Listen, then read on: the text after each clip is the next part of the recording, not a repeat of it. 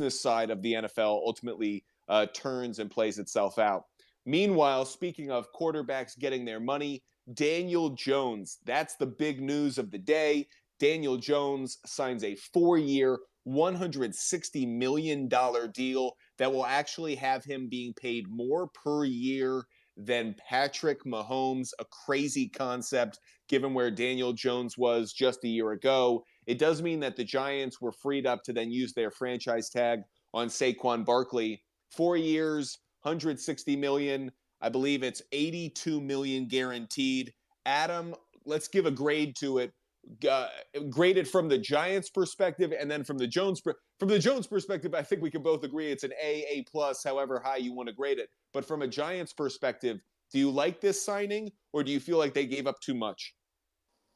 Yeah, from Jones' perspective, A plus, 100%.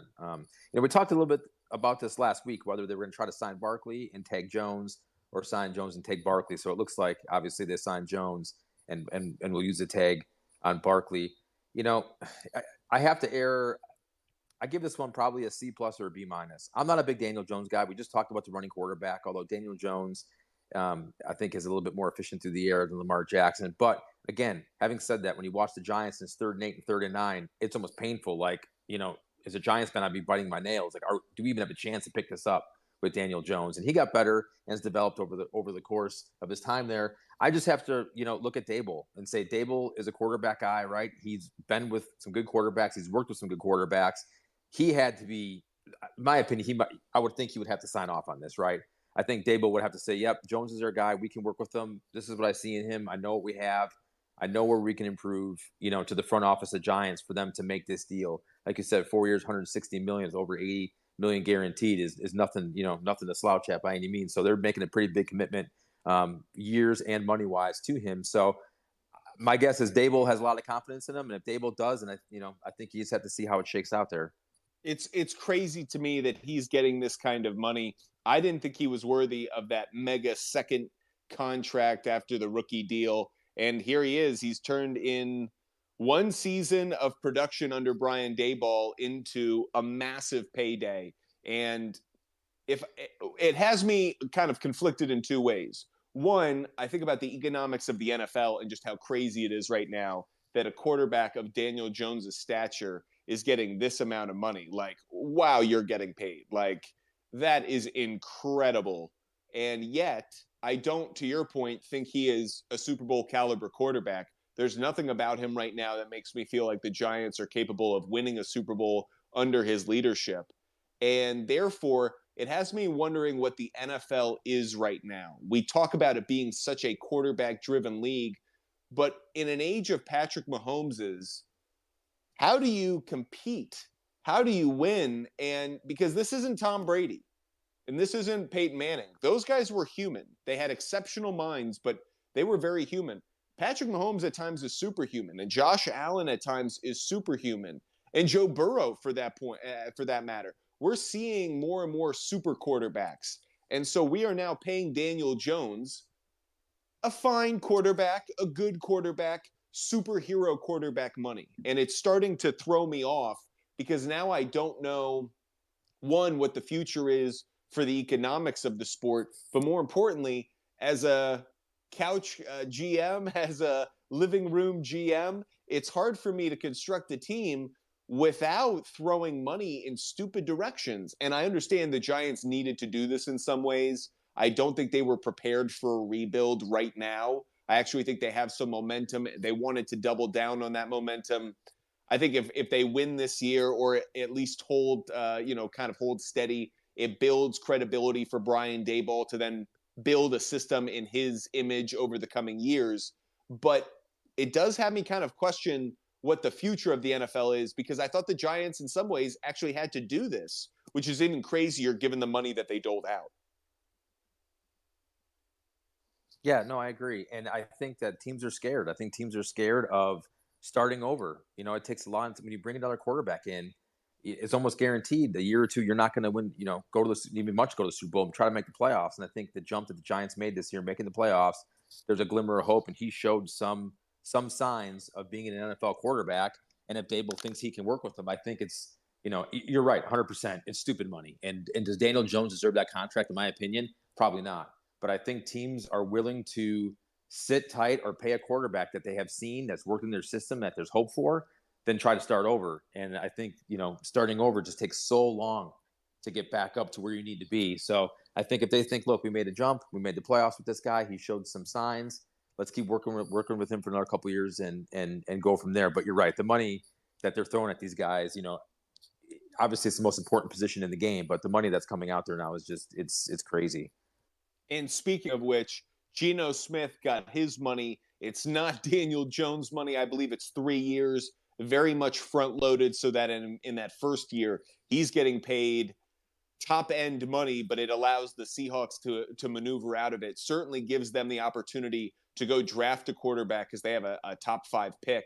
But that said, Geno Smith, different circumstances than a Daniel Jones. But Adam, do you feel like the Seahawks made the right decision, or should they have just franchise tagged Geno Smith and have him play on that 1 year deal without having the insurance of maybe like the equivalent of team options in those last two? Yeah, I think with Geno in this contract, he played well this year. Obviously they're hoping he can continue to play at this level. I think this is a little bit high. I'm not exactly sure all the details of his contract. I know it's 3 years, 75 million, I believe. If there is some way they can restructure that later on, I think that he could be serviceable to getting a young guy in here now and sitting under him. And if he does play well for 2 or 3 years, even better. You draft a quarterback in the next year, this year or next year, and sits under Geno and takes over the team, hoping Geno plays well, earns that contract. Or if Geno doesn't play that well this year or into next year, you have your guy that you can roll into, and then hopefully in the back end of that contract, either restructure it or have him mentor the younger guy that's coming up. Because let's not forget, Geno's been around a long time. Yeah, he has. He's been through many organizations, so I can't imagine the Seahawks are looking at him to have 3 more fruitful years. So this might be a scenario where they said, "Hey, look, we're going to pay you now, but we want you to help us develop a guy. But you are the guy, and you play well. You're going to keep playing." And I think on the back end, if it doesn't work out with him, he can at least rotate into a mentor role for a younger quarterback. I completely agree with you. And I actually think in some ways it's really smart of the Seahawks to see him as that bridge quarterback, but to not treat him that way. They're treating him like he's their starting quarterback next year, and they're paying him that way. They're giving him that kind of respect, which I think actually builds momentum for the coming season rather than having tension get in the way of that. Because there's a lot of reason to be optimistic if you're a Seahawks fan. But I also believe that they are building for the future. Geno Smith is an option for, let's say, this year, maybe half of next year, maybe 2/3 of next year, but you're ultimately giving the keys to someone like an Anthony Richardson, someone who does need to develop behind a veteran, like you said, and can teach. By the way, Geno Smith has been through a lot, so he can teach a rookie about what it means to go through a media and the glare of being a top pick or a high first round pick, how to deal with the highs and lows of a rookie season, how to become a professional. Geno Smith has kind of proven that. There are a lot of quarterbacks who fail even though they were a first round pick, and they don't quite make it as a backup because they don't learn how to be a professional. Geno Smith went through that maturation process. He certainly can teach that to someone else. Doesn't need to be right away. So it shouldn't be like they draft a quarterback and there's pressure in training camp of this year. That certainly shouldn't be the case. And this contract assures that. Everyone now knows what the pecking order is in Seattle. I think John Schneider and Pete Carroll did just a brilliant job, because this is the kind of deal that was a franchise tag would have added questions without actually addressing the quarterback position for the next 18 months. They just did that, but the draft pick is still there. Love the move. Speaking of a move I really like, Derek Carr to the New Orleans Saints. Love the move. If I'm a Saints fan, you immediately get a quarterback that will help you compete in the NFC South. Probably now makes you the favorite in the division, certainly from a betting perspective.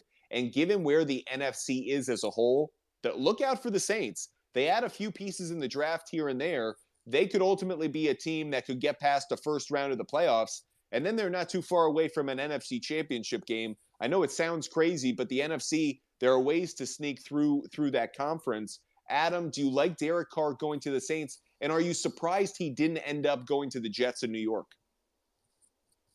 I'm with you. I think Derek Carr going to the Saints is really good for them. You're in a division now with 3 other teams that don't have a quarterback.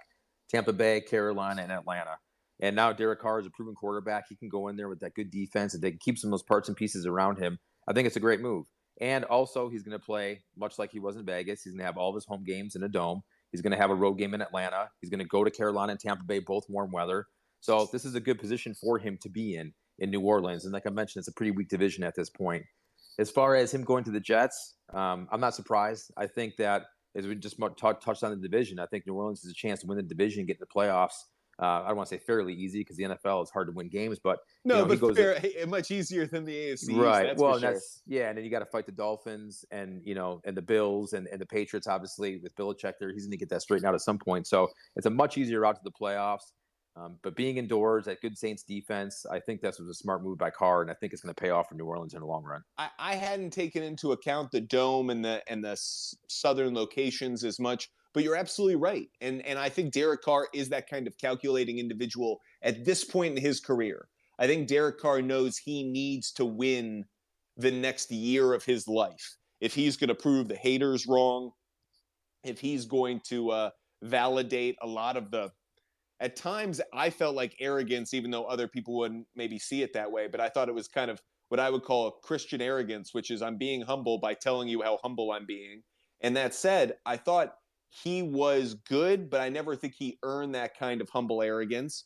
And he's going to win in that division. To your point, I mean, the Carolina Panthers have a good defense. They have some really good young players. The Tampa Bay Bucks are in rebuild mode. They are in throw everything overboard and start over mode. And the Atlanta Falcons, we don't really know what they are because Desmond Ridder, we don't know what he is as a quarterback. So the Saints are primed to make a run.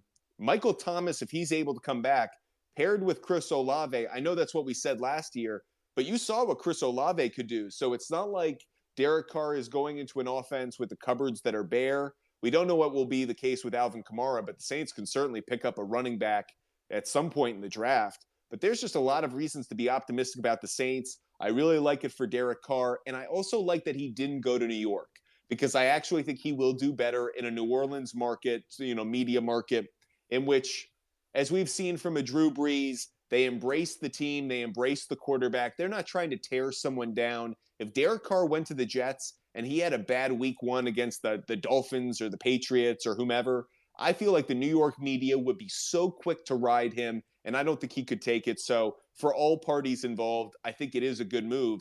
Speaking of a quarterback that it sounds like he will be going to New York, Aaron Rodgers is on a date with Woody Johnson, the owner of the Jets.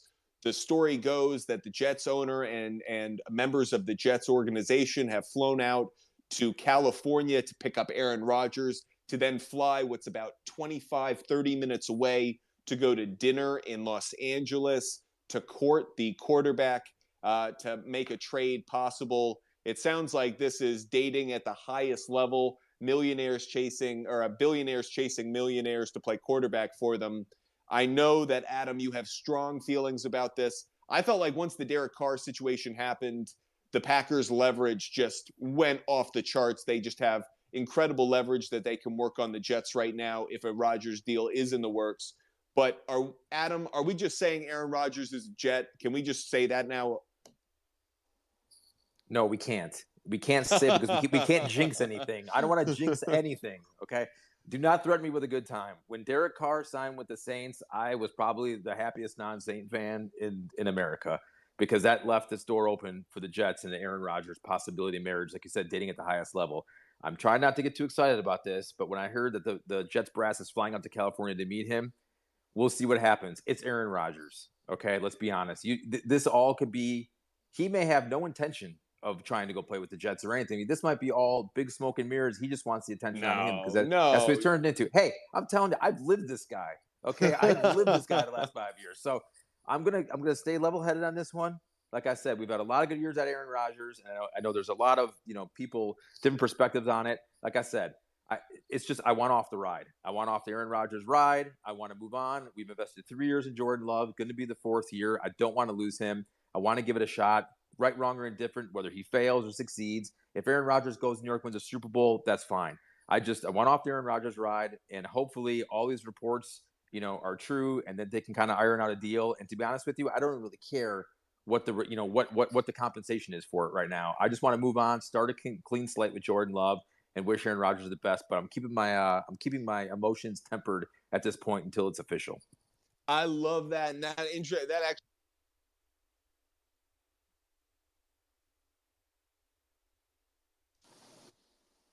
I thought that was a great comment by you, Adam. In that I want off the ride, you want off the ride, Aaron Rodgers style. I want off the Tom Brady ride. I don't want to hear anything more about Tom Brady potentially coming back from retirement. So that's my off the ride comment. You have Aaron Rodgers. So that's the big news coming out of the NFL, at least when it comes to quarterbacks, and the big news out of the franchise tag Tuesday. But we want to revisit